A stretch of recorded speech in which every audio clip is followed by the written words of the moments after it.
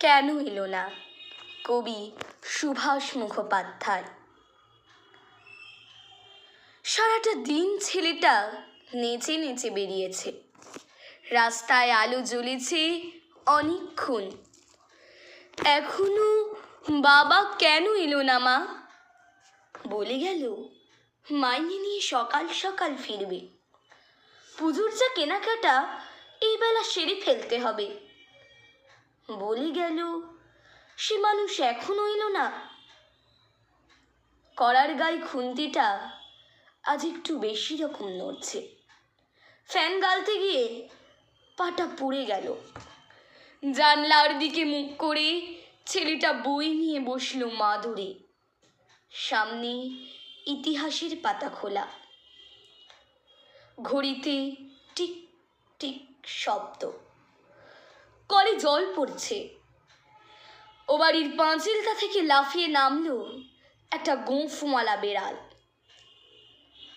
বাপের আদরে মাথা খাওয়া ছেলের মতো হিজিবিজি অক্ষরগুলো এক কুয়ে অবাধ্য। যতক্ষণ পুজোর জামা কেনা না হচ্ছে মানছে না।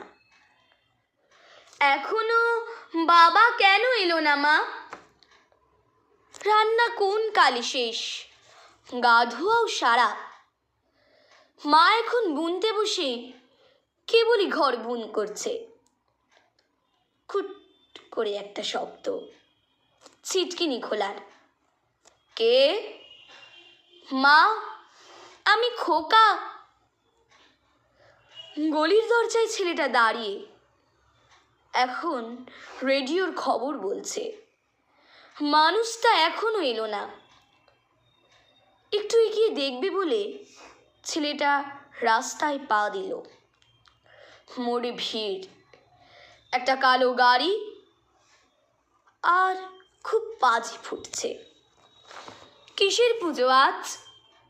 ছেলেটা দেখে আসতে গেল। তারপর অনেক রাত্রিরে বারুদের গন্ধ ভরা রাস্তা দিয়ে অনেক অলিগলি ঘুরে মৃত্যুর পাশ কাটিয়ে বাবা এলো, ছেলে এলো না। নমস্কার।